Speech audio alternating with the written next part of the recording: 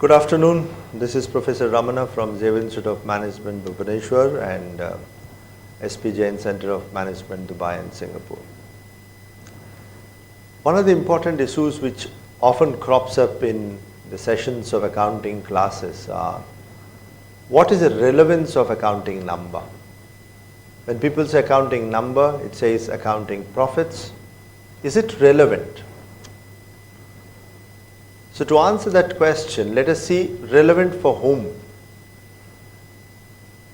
We can understand this, or we can analyze this question from a different perspective. For example, is it relevant for the shareholders? Is it relevant for the managers? Is it relevant for the government? Is it relevant for the analyst? Or is it relevant for the banker? In this session, let me try to pick up two important stakeholders, that is the shareholders and the managers. We all know that the annual report is actually addressed to the shareholder, meant for the shareholder, prepared by the managers. So obviously a question should come to mind, is this annual report, which consists of information about the profits, about the assets, about the sources, is it useful, meaningful and relevant for the shareholders? The shareholders may be a small shareholder who would like to buy one or two shares, dispose it of tomorrow. There may be shareholders who would like to buy large chunk of shares to acquire the company, to get a control. But both these people or categories of people are not looking for same type of information. A small shareholder is interested in the change in a price, is interested in understanding what will be the price tomorrow. But a large shareholder who would like to take over the company is interested to understand the profit generating ability, profit distributing ability. Is this aspect of the share price being captured in accounting? Answer is no. So if you are looking for information about the share price alone, you don't find that in the annual report, you won't find that in the income statement or balance sheet. Income statement and balance sheet and cash flow shows what has happened. It is prepared on the basis of a generally accepted accounting principles. And generally accepted accounting principle makes some assumptions which are maybe historical, maybe conservative, maybe actual money spent. It never recognizes the expected or future benefits that can accrue to the company. So in that way, the shareholders may not find meaning in the accounting number directly.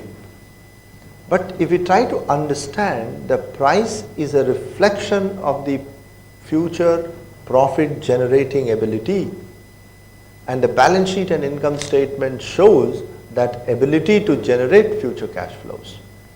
So if we try to, if we can say that the balance sheet shows what is happening today, what has been happening in the past, and based on that information, if we can derive an understanding that the business has the ability to generate future cash flows, then maybe to that extent the shareholder will find meaning in that.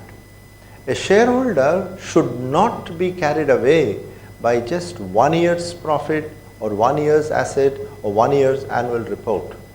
Maybe it is necessary for a shareholder to see the basis on which the financial statements have been prepared, to see on the basis the assumptions on which it has been prepared, the accounting policies on the basis of which the annual reports have been prepared, then maybe it makes sense. So therefore, a shareholder should see the generally accepted accounting principles followed and understand the principles followed and use that number over a period of time, and then understand the profit generating and profit distributing ability, which definitely the annual reports are in a position to throw light on. Now let me turn my attention to the manager. A manager is an insider. Manager has access to the information which is generally not available for the outsider like shareholder.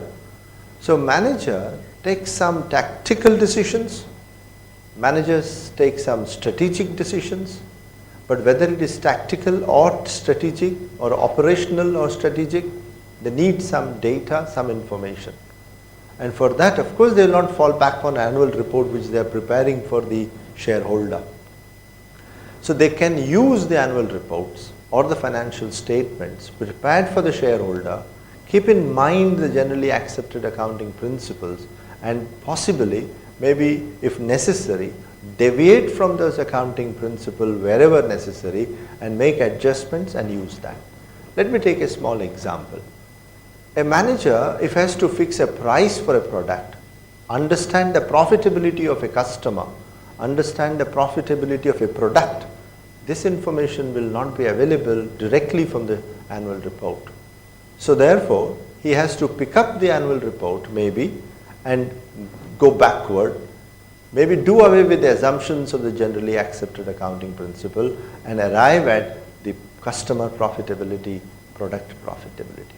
So if you see the bottom line, the common point that I want to drive in, that annual reports, financial statements which are there in the annual report are based on the generally accepted accounting principles.